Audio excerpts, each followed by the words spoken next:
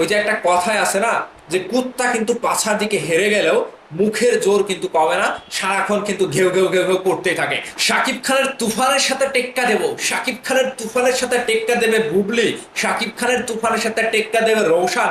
ওরে ভাই রে ভাই, পরিচালক ইকবালের গলাবাজি, চাপাবাজি, মুখের জোর সবকিছু এবার ছুটে গিয়েছে ভাই। সবকিছু এবার ছুটে দিয়ে ইকবালের মুখে একেবারে আমি মানে আমার মুখে বেঁধে গেল, আমি কথাটা বললাম না ভাই। ঘটনাটা হয়েছে কি দেখেন, মূল ঘটনাটা শুনলে আপনি খুশিও হবেন এবং অবাকও হবেন। পরিচালক ইকবাল শাকিব খানের তুফানের সাথে তার ঈদে একটি সিনেমা রিলিজ দিয়েছিল, রিভেঞ্জ। সেই রিভেঞ্জ সিনেমার নায়িকা বুবলি এবং নায়ক ছিলেন রওশান। সেই রওশান এবং বুবলিকে নিয়ে পরিচালক ইকবাল সিনেমা মুক্তির আগে কত গলাবাজি, চাপাবাজি, দাঁতবাজি করেছে। তার জিহ্বাতে যেন ফেনা উঠে যেত, তার মুখে যেন ফেনা উঠে যেত। শাকিব খানের তুফানের সাথে এই প্রথম বুবলি অ্যাকশন নিয়ে হাজির হয়েছে, সেই বুবলি পরিচালক ইকবালের মুখে একেবারে দিয়ে দিয়েছে। রওশনও কিন্তু ঠিক একইভাবে বুবলির সাথে দিয়ে দিয়েছে পরিচালক ইকবালকে। ঘটনাটা ঘটেছে ভাই, শাকিব খানের সিনেমাটি রিলিজ হওয়ার পরে শাকিব খান ভাই একটি বারের জন্য সিনেমার প্রচারণায় নেমেছে। তিনি সিনেমা করার পরে তার ফেসবুকে, ইউটিউবে, সামাজিক যোগাযোগ মাধ্যমে প্রোডাকশন হাউস থেকে যেগুলো টিজার বলেন, টিজ বলেন, পোস্টার বলেন, যেগুলো রিলিজ হয়েছে সেগুলো শাকিব খান ভাই তার প্রোফাইল থেকে এবং তিনি শেয়ার করেছেন এবং পোস্ট করেছেন। এছাড়া সিনেমা হলে গিয়ে বলেন কিংবা কাউকে সিনেমা দেখতে বলেন, শাকিব খান ভাই নিজের জায়গা থেকে কখনোই কাউকে প্রচারণা দিয়ে মাথা ঘামায়নি। শাকিব খান ভাই তুফান সিনেমাটি রিলিজ হওয়ার পরে তিনি ঘরে বসে থেকেছে, ঘুমিয়ে থেকেছে, তার সিনেমার প্রচারণা করেছে সাকিবিয়ানরা।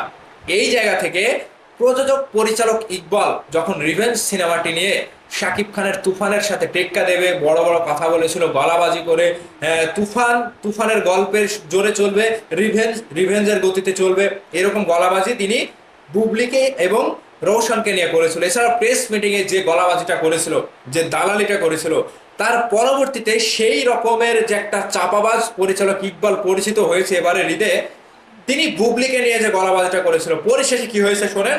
পরিশেষে হয়েছে চিত্রনায়ক রওশান এবং বুবলি একটি বারের জন্য রিভেঞ্জ সিনেমার প্রচারণা বলেন কিংবা সিনেমা হল পরিদর্শন বলেন কোনো কিচ্ছু করেনি। আর এর পরবর্তীতে দর্শকরা কি বলেছে সেটা শুনলে আপনি অবাক হয়ে যাবেন, যে আপনার সিনেমায় বুবলি আছে, আপনার সিনেমা আমরা দেখবো না। এটা হচ্ছে দর্শকদের কথা। নারী দর্শকরা এরকম বলেছে যে আপনার সিনেমায় বুবলি রয়েছে, আপনার সেই সিনেমা আমরা দেখবো না।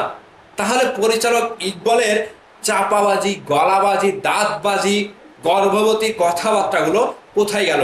পরিচালক ইকবালের মুখে একেবারে মুতে দিয়েছে ভাই, রীতিমতো মুতে দিয়েছে। আমি এই কথাটি কেন বলছি? পরিচালক ইকবালের শিক্ষা হওয়া দরকার। যেই সিনেমাটি 2 দিন 3 দিন না চলতে সিনেপ্লেক্স থেকে নামিয়ে দেয়, সেই সিনেমার কতটুকু শক্তি, সেই সিনেমাটি কতভাবে আপনি তৈরি করেছেন ধরা খেলেন তো ইকবাল ভাই। আপনার গলাবাজি, চাপাবাজি, দাঁতের সাথে দাঁত বাড়ি, মুখে ফেনা তুলে দেন কথা বলতে হতে, সেগুলো কোথায় গেল ভাই?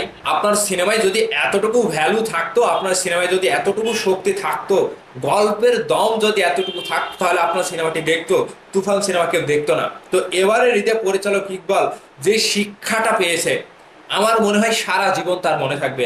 আর পরবর্তীতে ওই যে একটা কথায় আছে না, যে কুত্তা কিন্তু পাছার দিকে হেরে গেলেও মুখের জোর কিন্তু কমে না, সারাক্ষণ কিন্তু ঘেউ ঘেউ ঘেউ ঘেউ করতেই থাকে। তো পরিচালক ইকবালের এরকম একটা বিষয় হয়েছে, তিনি হেরে যাবে কিন্তু তার মুখ জোরে, ওই যে তার কথার যে একটা জোর, গলাবাজি, চাপাবাজি, এগুলো কোনোদিন কমবে না। পাছার দিকে না থাকলেও তিনি মুখের দিকে হারবে না। এরকম বিষয় কিন্তু পরিচালক প্রযোজক ইকবালের দিকে লক্ষ্য করা যায় এবং নজর করা যায়। তিনি সিনেমা হলে গিয়ে দর্শকদের কাছে কথা বলছে, ইউটিউবারদের কাছে সাক্ষাৎকার দিচ্ছে, কিন্তু বরাবর তিনি নিজের সিনেমা কোন পর্যায়ে, নিজের সিনেমার যে 2টা নায়ক নায়িকা ছিল, সেই নায়ক নায়িকাকে একটা বারের জন্য সিনেমা হলে আনতে পারেনি। ওদিক থেকে আমাদের শাকিব খান ভাই দেখেন, সিনেমা রিলিজ হয়েছে হলে আর তিনি গিয়ে মাছ ধরছে, মনের খুশিতে, মনের আনন্দে মাছ ধরছে, মাছ শিকার করছে। তাহলে এটাই তো সুপারস্টার। আপনি যে গলা ফাটিয়ে বলেন ইকবাল ভাই বাংলাদেশে কোনো সুপারস্টার নাই, দেখেন সুপারস্টার কাকে বলে, স্টারডম কাকে বলে। সিনেমা রিলিজ হয়েছে সিনেমা হলে ঠিকই, দর্শকরা সেটার প্রচারণা করছে, দর্শকরা সেটা সিনেমা দেখে হাউসফুল করছে।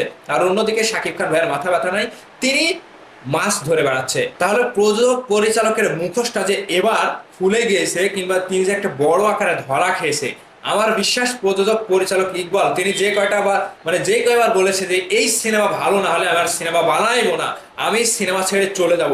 এবারের ঈদ যেন পরিচালক ইকবালের জন্য বিদায়ের ঈদ। এবারের ঈদ যেন পরিচালক ইকবালের যেন মুখে একটা ঘষে দেওয়ার ঈদ। তিনি যদি এর পরবর্তীতে এরকম ভাবে গলাবাজি চাপাবাজি করে তাহলে অবশ্যই দর্শক এটার পজিটিভ ভাবে নেবে না। যে সকল নারী দর্শক বলতে পারে যে আপনার সিনেমায় বুবলি রয়েছে, আপনার সিনেমাটি আমরা দেখবো না, তাহলে কতটুকু লজ্জা শরম থাকলে তিনি আবারও সেই সিনেমাটি নিয়ে গলাবাজি করতে পারে। তো ভাই ব্রাদার্স, এবারের ঈদ তুফানের ঈদ। এবারের ঈদটা ছিল তুফানের ঈদ, প্রযোজক পরিচালক ইকবালের একটা শিক্ষার ঈদ। আপনারা অবশ্যই সিনেমা হলে গিয়ে সিনেমাটি দেখেছেন এবং পরিচালক ইকবালের সেই সিনেমাটি দম কতটুকু ছিল, দর্শকের চাহিদা অনুযায়ী পরিচালক ইকবালের মুখ জোরে কিন্তু সিনেমা চলেনি। অবশ্যই আপনারা এই বিষয়গুলো নিয়ে আপনাদের মতামত ভিডিওর নিচে কমেন্ট করে জানাবেন। ভালো থাকবেন, ধন্যবাদ সম্পূর্ণ ভিডিওটি দেখার জন্য।